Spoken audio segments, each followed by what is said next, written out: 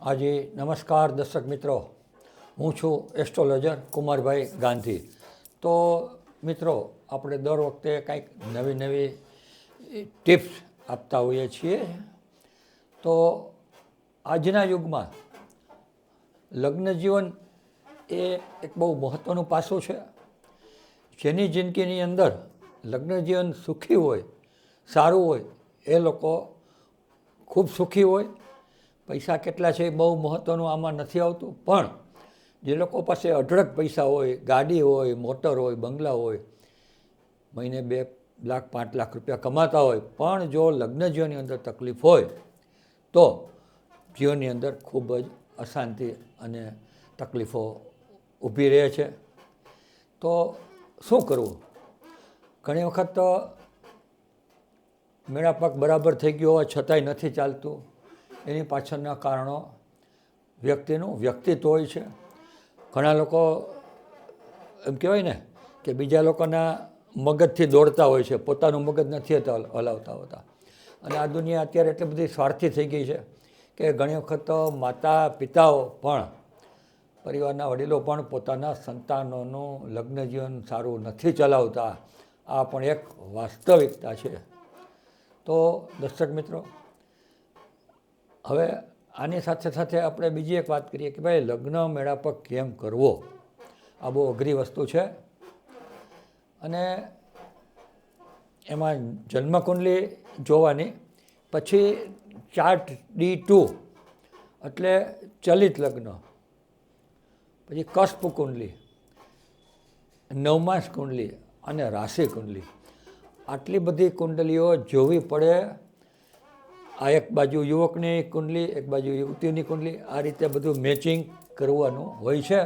તો અત્યારે સામાન્ય લોકો શું કરે છે કે જેને જ્યોતિષનું જ્ઞાન નથી એવા લોકો આવું કરતા હોય છે કે જન્મકુંડલી તમારી લાવો, પછી તમે આમ કરો ને એટલે ખોખું બનાવે. ભાઈ એને જન્મ લગ્ન કહેવાય.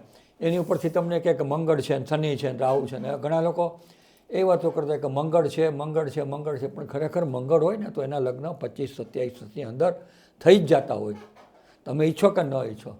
તો મંગળનો કોઈ એટલો પ્રોબ્લેમ રહેતો નથી. મેળાપક એ બહુ અનિવાર્ય વસ્તુ છે. પછી મેળાપક પછી તમને એમાં જ્યોતિષો, આજ મારો 50-60 વર્ષનો આ લાઈનની અંદરનો અનુભવ છે, તો તમને કદાચ વિચાર આવશે કે અમે લાખો કુંડલીઓ મારા હાથ નીચેથી જોવાઈ ગઈ. અને એમ કહેવાય ને કે ઘણો અનુભવ, અને મારો સફળતાનો ગ્રાફ પણ ઊંચો છે. હું ખૂબ સફળ વ્યક્તિત્વ તરીકે અત્યારે અમારી લાઈનમાં છું અને ખૂબ સારી નામના અને કામના મેળવી છે. ખૂબ સરસ ચાલે છે. પણ લોકોને ઉપયોગી થવાની એક મારી માનસિકતા છે કે લોકોને વધુમાં વધુ લોકોને હું મારા નોલેજનો લાભ આપું. તો મિત્રો, મેળાપક કરવો એ બહુ જરૂરી છે.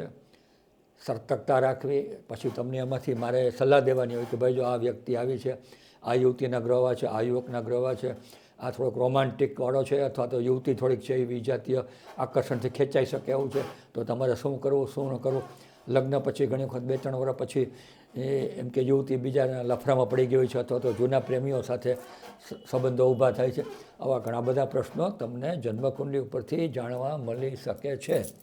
તો તમારે મેળાપક વખતે એપોઇન્ટમેન્ટ લેવી, ફોન કરવો. અમસ્તો પણ હું એપોઇન્ટમેન્ટ વગર મળતો જ નથી. અને તમારે આવા કોઈ પણ પ્રશ્ન હોય તો મારો ફોન નંબર નોંધી લ્યો. હું જરૂરથી તમને મારે સમય આપીશ. ફોન નંબર છે 93-748-16977, 93-748-16977. મારો બીજો એક નંબર છે 78-781-78783. તો દર્શક મિત્રો, આ બંને નંબરો ઉપર આપ મારી સાથે સંપર્ક કરી અને આપની સમસ્યાઓનું, નોકરીનું, ધંધાનું, તંદુરસ્તીનું, પારિવારિક પ્રશ્નોનું, મેન્ટલી ડિપ્રેસ, આ બધા પ્રશ્નો તમારા ચોક્કસ હલ થઈ શકશે.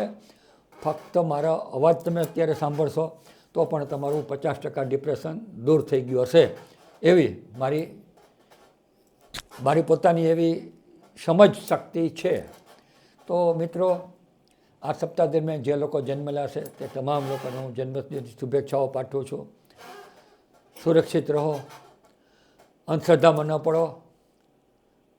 અત્યારે ટીવીમાં છાપામાં ઘણી બધી જગ્યાએ એટલા બધા અંધશ્રદ્ધાના ચક્કરો આવે છે કે જેમાં લોકો ફસાઈ જાય છે.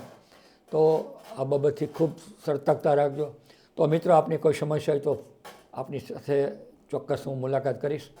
મારો ફોન નંબર ફરીથી નોંધી લેશો, 9374816977 93748116 મારો બીજો નંબર છે 7878178783. તો દર્શક મિત્રો, ફરી મળશું આ જ સમયે આ જ ચેનલ પર. તો ત્યારે જ આપશો. નમસ્કાર, જય હિન્દ.